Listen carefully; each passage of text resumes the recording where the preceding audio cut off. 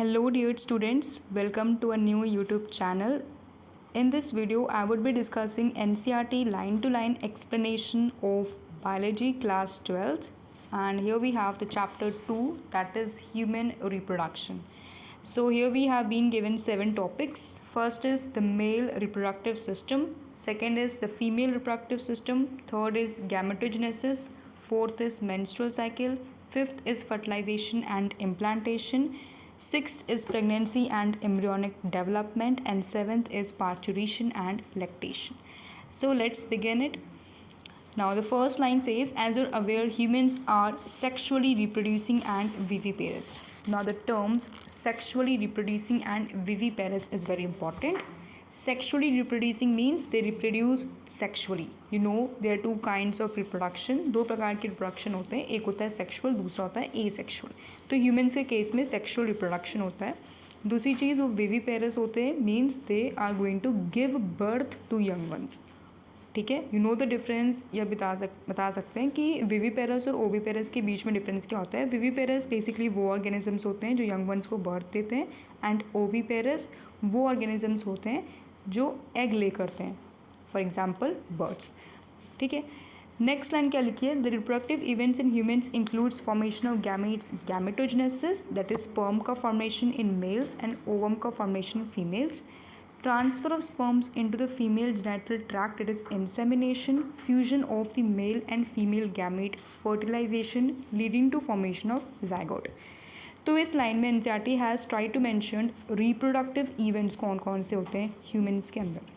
सबसे पहला इवेंट होता है गैमेटोजेनेसिस, दूसरा इवेंट होता है इंसेमिनेशन, तीसरा है फर्टिलाइजेशन, चौथा है इम्प्लांटेशन, पांचवा है gestation, and last is parturition.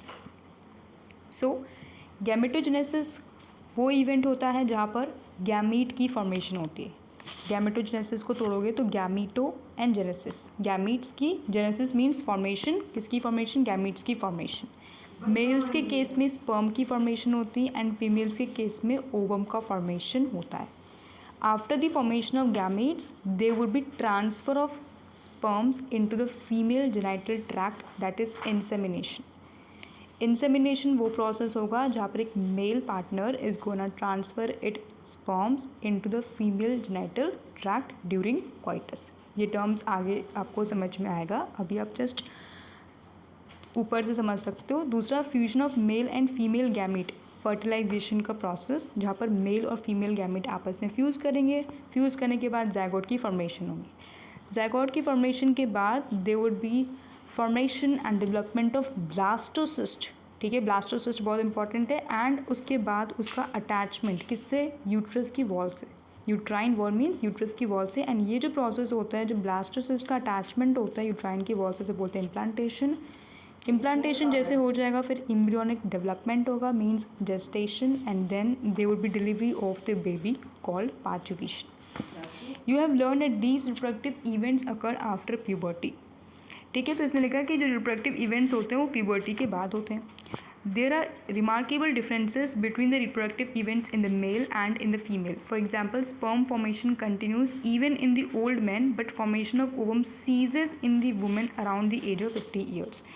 So NCERT has try to एक डिफरेंस मेंशन किया इन्होंने मेल और फीमेल के रिप्रोडक्टिव इवेंट्स में. वो डिफरेंस क्या है कि मेल के केस में जो स्पर्म का फॉर्मेशन होता है वो कंटिन्यू करता है throughout the whole life. That is old man के केस में भी आप देखोगे कि वहाँ पर स्पर्म की फॉर्मेशन हो रही होगी, लेकिन फीमेल्स के केस में ओवम का फॉर्मेशन सीज कर जाता है, मीन्स स्टॉप कर जाता है. सीज मीन्स स्टॉप, यानी कि वुमेन के केस में 50 ईयर्स तक सिर्फ ओवम बनता है, उसके बाद ओवम की फॉर्मेशन नहीं होती. Means throughout the life ovum का फॉर्मेशन नहीं होगा. 50 ईयर्स के बाद she won't be able to produce ovum. Let us examine the male and female reproductive system in the humans. तो पहला टॉपिक है द